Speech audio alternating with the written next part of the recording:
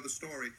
The FAA tonight ordering choppers to remove their doors and use the harnesses to keep passengers locked in, to stop doing that from now on. So those are the sort of touring helicopters like the one that went down in the East River. Jim Hoffer has that, as well as exclusive details about a safety device that could have possibly prevented that crash. Jim, he joins us now.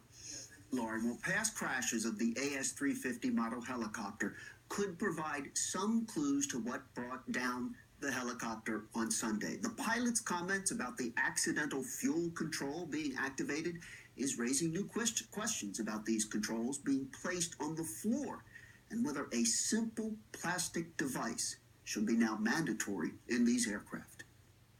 When this AS-350 helicopter crashed in 2008 in Alaska, the NTSB initially concluded it was caused by a passenger's backpack bumping the fuel control lever on the floor, causing a loss of engine power. 5 years later, the NTSB changed that finding, blaming an engine mechanical problem. Nevertheless, it exposed a real vulnerability with critical fuel controls mounted on the floor of the AS-350. It prompted some modifications. Last Sunday, when an AS-350 plunged into the East River, the pilot reportedly told rescuers a passenger's strap or bag accidentally activated the fuel emergency switch.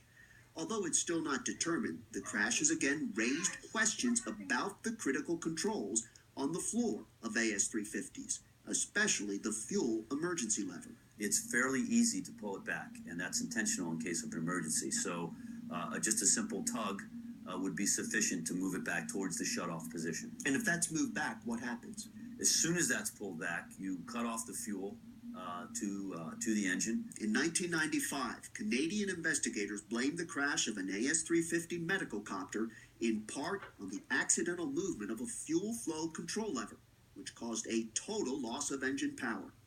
Our investigation has learned that to prevent this, the manufacturer, Airbus, gives buyers of the AS-350 the option to install this plexiglass shield. Without this being there, you're left with an unfettered ability again for a strap to get down and caught on the fuel shutoff valve and cause an engine failure. As this picture shows, and our investigation is confirmed, the Liberty helicopter that crashed did not have the safety shield. One source who worked at Liberty telling us neither the helicopter that crashed nor other AS-350s operated by Liberty has the safety shield. If that's not there, you've certainly dramatically increased the risk. If the NTSB determines that, as the pilot first reported, the fuel lever was inadvertently activated, the safety agency may recommend that these optional fuel guards be mandatory. Or they may go so far as to recommend that the fuel controls be mounted on the dashboards of AS-350s, like most other helicopters, including Newscopter 7. There's no way we could ever shut off that fuel valve. We'll show you where it is. It's all the way over on the pilot's side, so we would literally have to reach across him, lift up the safety latch, and then put off the valve. The manufacturer, Airbus, provides the control guard as an option to buyers of the AS-350. They also now give buyers the option to have the fuel controls mounted on the dash of their new copters. Meanwhile, tonight, as mentioned earlier, the FAA says that it is banning doors-off helicopter flights that involve these harnesses that are difficult for passengers to release in an emergency. The exact kind of harness worn by those passengers on that doomed flight on Sunday. Back to you. Jim, thank you so much.